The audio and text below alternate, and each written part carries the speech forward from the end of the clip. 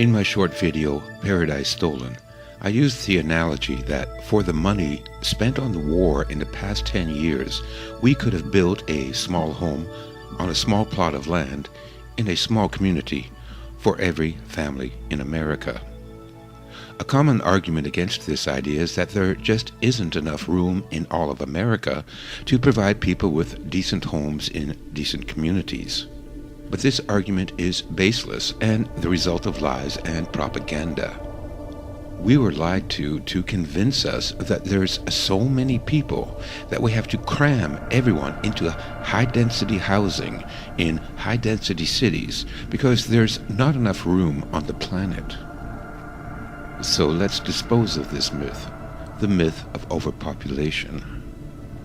The community portrayed in the video consists of 262 homes, but for our purposes we'll round it off to 250 homes. If we assume an average of 3 people per family, or 1 home for every 3 people, that would mean about 750 people live there. Including parks and playgrounds, the whole community sits on 12 acres of land. Now let's take the U.S. population of 320 million and divide them into communities of 750 people each, which gives us 426,666 villages. Each village sits on 12 acres, so multiply that by 12, equals 5,119,992 acres. Convert acres to square miles and we have just under 8,000 square miles. That means we could fit everyone in America in a 1-story home with a front yard and a backyard, with plenty of parks and playgrounds and waterways for every 750 people, and it would all fit easily on the available landmass of the state of New Hampshire, and still have 1,000 square miles to spare. That could leave the entire rest of the country, including Alaska, without a single person living there. See now how ridiculous it is to think that the entire landmass of the U.S. cannot provide the needs and resources for a low-density population taking up less room than New Hampshire. But let's go further. Let's take the entire population of the planet, 7.3 billion people.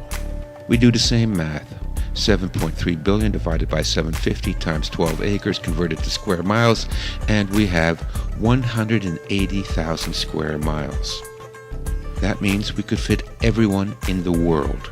Every American, Canadian, Australian, Mexican, European, Russian, Muslim, African, Hindu, Chinese, Japanese, Indonesian, and all of South America in a 1-story home with a front yard and a backyard with plenty of parks and playgrounds and waterways for every 750 people, and the entire world population could all fit easily on less than 75% of the available landmass of the state of Texas, and still have 80,000 square miles of Texas to spare.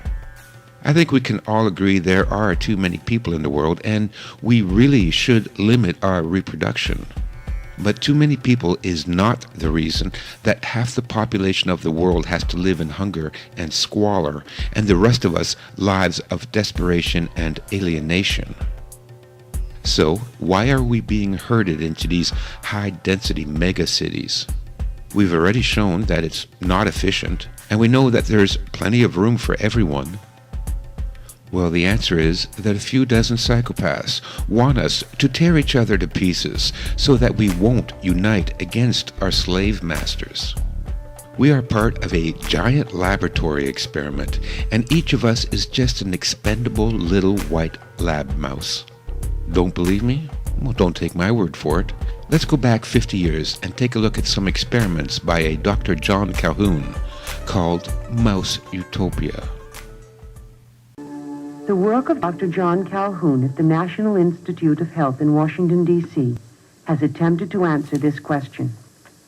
In a unique experiment that took years to complete, Dr. Calhoun used white mice to study population growth and its effects on individual behavior. In this 16-cell mouse habitat, utopian conditions of nutrition, comfort, and housing were provided for a potential population of over 3,000 mice.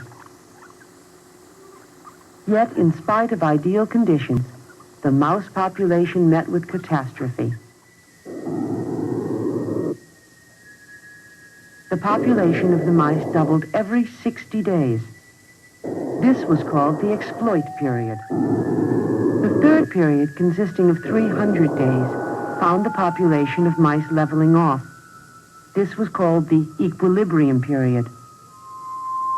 Dr. Calhoun noticed that the newer generations of young were inhibited, since most space was already socially defined. At this time, some unusual behavior became noticeable. Violence became prevalent. Excess males strived for acceptance, were rejected, and withdrew. Huddling together, they would exhibit brief flurries of violence among themselves. Other young mice growing into adulthood exhibited an even different type of behavior. Dr. Calhoun called these individuals the beautiful ones. Their time was devoted solely to grooming, eating, and sleeping.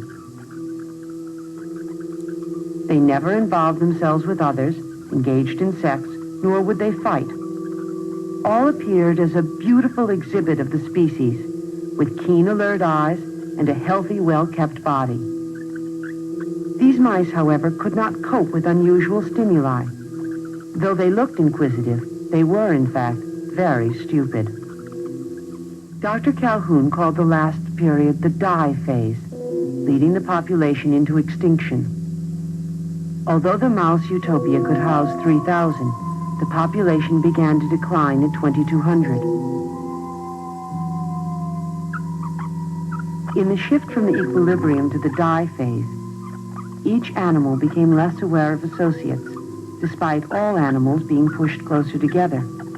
Dr. Calhoun concluded that the mice could not effectively deal with the repeated contact of so many individuals.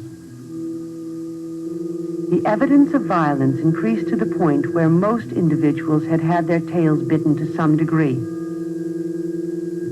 Eventually, the entire mouse population perished. What the filmmakers fail to mention is that these mice would never have behaved that way if they weren't trapped in the narrow confines of the experiment. These behaviors and conditions would never exist in nature. It is only an artificial, closed system that causes these problems. Still wonder why we are being herded into cities?